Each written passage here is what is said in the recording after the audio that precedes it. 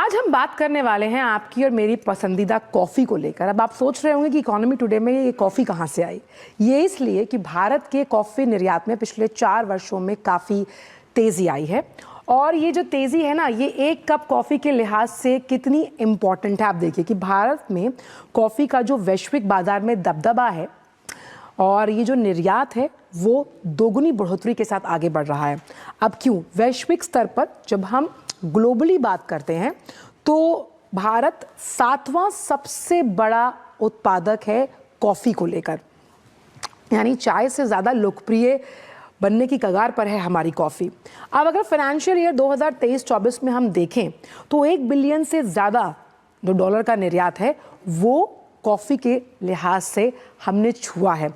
और जनवरी 2025 की अगर हम बात करें तो इसके जो पहले 6 महीने हम रहने वाले हैं उसमें 9,300 टन का कॉफ़ी निर्यात किया गया, यानी कि जो हमारा डोमेस्टिक कंजम्पशन है कॉफ़ी को लेकर वो भी लगातार बढ़ता जा रहा है। और इसमें कर्नाटक जो है हमारा राज्य, वो कॉफ़ी उत्पादन यानी कि कॉफ़ी के प्रोडक्शन में सबसे ज़्यादा आगे है। अब किस तरह की कॉफ़ी जो है वो लोगों को पसंद आ रही है, जिसे हम रोस्टेड और इंस्टेंट कॉफ़ी कहते हैं, इस तरह के जो उत्पाद हैं उसका निर्यात बढ़ा है। और इस वजह से ये जो आंकड़े हैं जो उल्लेखनीय प्रगति के साथ हमारे सामने आए हैं। अब कॉफ़ी का मुख्य उत्पादन हम आपको बताएं कि आखिरकार होता कहाँ है।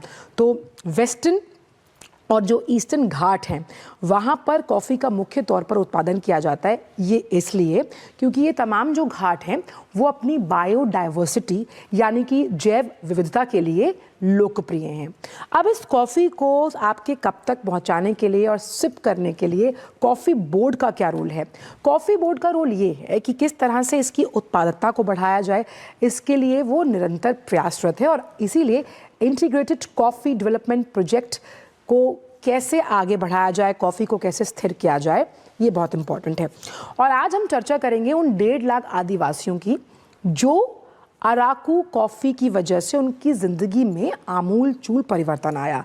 प्रधानमंत्री ने भी अपने मन की बात में इस वर्ल्ड फेमस अराकू कॉफ़ी का जिक्र किया। यहाँ प्लांटेशंस की जाती हैं नीलगिरी हिल्स के पास, और अराकू जो वैली है वो 1.5 लाख जो आदिवासी परिवार हैं उनका जो योगदान है कॉफ़ी उत्पादन में, अगर हम वर्ल्ड कंट्रीब्यूशन देखें तो वो 20% है।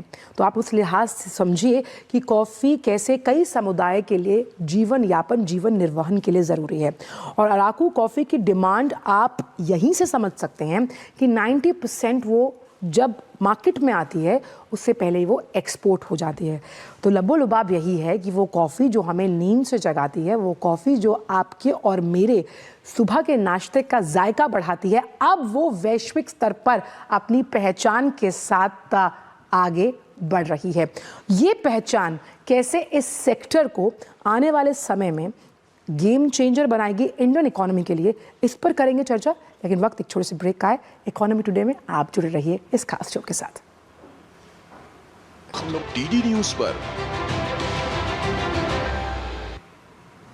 ब्रेक के बाद आप सभी का स्वागत है। तो इंडियन कॉफ़ी ग्रोथ स्टोरी पर बात करने के लिए बेहद खास मेहमान हमारे साथ मौजूद हैं। डॉक्टर बाबू रेड्डी, डीआर उप निदेशक कॉफ़ी बोर्ड। डॉक्टर रेड्डी, आपका बहुत बहुत स्वागत है हमारे खास शो में। उम्मीद करती हूँ कि आप भी कॉफ़ी पीकर ही आए होंगे इस शो पर जुड़ने के लिए। सवाल मेरा यहाँ पर ये है कि इंडिया की ग्रोथ स्टोरी में हमने देखा कि कॉफ़ी एक ऐसे योगदानकर्ता के रूप में उभर रही है जहाँ पर हम लोगों को कॉफ़ी पिला भी रहे हैं और साथ ही साथ अपनी इकोनॉमी को भी आगे बढ़ा रहे हैं एक्सपोर्ट के लिहाज से। नमस्कार। कॉफ़ी भारत में बहुत बड़ी चल रहा है। कॉफ़ी उत्पादन भारत 7th लार्जेस्ट देश है विश्व में। हम 3.6 लाख मीट्रिक टन प्रोडक्शन करता हम, मगर निर्यात में कॉफ़ी 5th लार्जेस्ट एक्सपोर्टर है Bharat. 5.13% of global exports Bharat करते हैं। वो कैसे हो रहा है? प्रोडक्शन 3.6 लाख मीट्रिक टन है और निर्यात 3.85 लाख मीट्रिक टन है। ये कॉफ़ी बहुत बड़ा निर्यात का कमोडिटी है। 70% ऑफ कॉफी वो उत्पादन करता है, वो निर्यात करता है। जी। और coffee, both green coffee, value added coffee में रोस्टेड कॉफी और इंस्टेंट कॉफी बहुत बड़ा ज्यादा निर्यात करते हैं। जी। हम इंस्टेंट कॉफी में कॉफी आयात करके, वैल्यू एडिशन करके, इंस्टेंट कॉफी प्रोडक्शन करके और निर्यात करते हैं। इसलिए हमारा निर्यात देखे तो बहुत बड़ा हो रहा है आज रिसेंट ईयर्स में। हम देखें तो हमारा निर्यात 735 मिलियन यूएस डॉलर्स था 5 वर्ष के पहले। अभी देखो तो हम 1 बिलियन क्रॉस किया 2020-21 में। उधर से हमारा कॉफी निर्यात साल साल में बहुत हो रहा है। अभी लास्ट ईयर में हम 1.3 बिलियन निर्यात किया था। आज 2024-25 करंट ईयर में देखें तो हमारा निर्यात और बड़ा ज्यादा हो रहा है। हम अब 1.6 बिलियन को रीच कर सकता है ये वर्ष में। जी। ये कैसे हो रहा है? हमारा कॉफी वेस्टर्न घाट्स और ईस्टर्न घाट्स में उत्पादन करता है। कर्नाटक, केरल, तमिलनाडु वो ट्रेडिशनल कॉफी ग्रोइंग स्टेट्स है। मगर लास्ट 2 डिकेड्स में हमारा कॉफी क्षेत्र अरकू वैली, आंध्र प्रदेश, उड़ीसा और नॉर्थ ईस्टर्न रीजन में भी बड़ा हो रहा है। इसलिए हमारा उत्पादन ज्यादा हो रहा है। वो हमारा कॉफी वेस्टर्न घाट्स और ईस्टर्न घाट्स में उत्पादन करने के लिए ये एक शेड ग्रोन कॉफी है। इंडियन कॉफी, भारत का कॉफी शेड ग्रोन कॉफी है।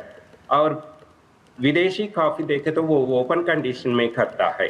इसलिए हमारा शेड ग्रोन, हैंड पिक्ड और वो वेस्टर्न घाट्स में करने के लिए हमारा क्वालिटी बहुत बड़ा है। डॉक्टर रेड्डी, जी doctor Reddy, if you talk about Indian coffee board, इसने किस तरह से एक कॉम्पिटिटिवनेस को मेंटेन करके रखा ताकि कॉफ़ी सेक्टर में एक लेवल प्लेइंग फील्ड हो इंटरनेशनल प्लेयर्स के लिए भी?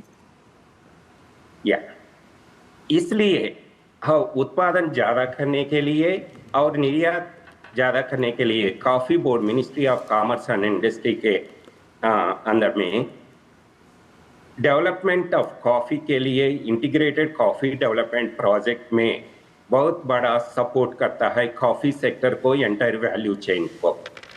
हमारा कॉफ़ी बोर्ड के अंदर central coffee research institute research transfer of technology करता है और प्रोडक्शन ज़्यादा करने के लिए हम इंटीग्रेटेड कॉफ़ी डेवलपमेंट प्रोजेक्ट में production improvement, productivity improvement and quality upgradation के लिए replantation support, quality upgradation support, water augmentation support वो बहुत बड़ा करता है। और क्वालिटी इंप्रूवमेंट में भी हम स्किल डेवलपमेंट प्रोग्राम्स और कैपेसिटी बिल्डिंग प्रोग्राम्स पूरा करते हैं क्षेत्र में। और कॉफ़ी बोर्ड में हम एक अटल इंक्यूबेशन सेंटर भी आया। उससे हम एम्पावरमेंट करने के लिए और एंटरप्रेन्योरशिप डेवलपमेंट करने के लिए बहुत योजना कर दिया। उसमें प्रोडक्शन के लिए, प्रोडक्टिविटी के लिए, क्वालिटी इंप्रूवमेंट के लिए बहुत ज़्यादा प्रोग्राम्स कर रहा है। हमारा कॉफ़ी विदेश में मोर देन 120 कंट्रीज को निर्यात होता है। उसमें बहुत ज़्यादा यूरोपियन यूनियन 55% ऑफ एक्सपोर्ट्स निर्यात होता है।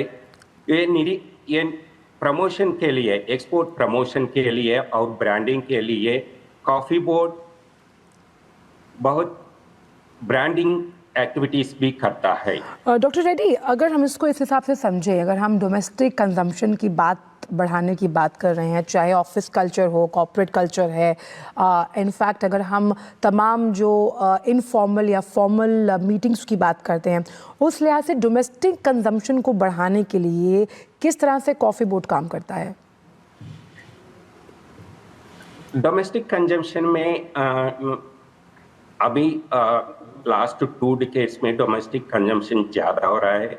हम देखें तो कॉफ़ी चेन्स और ये बहुत बड़ा हो रहा है। डोमेस्टिक कंजम्पशन के लिए कॉफ़ी बोर्ड प्रमोशनल एक्टिविटीज़ भी करता है और न्यू एंटरप्रेनर्स ब्रांडिंग करने के लिए सपोर्ट करता है। और देखें तो डोमेस्टिक मार्केट में ये अभी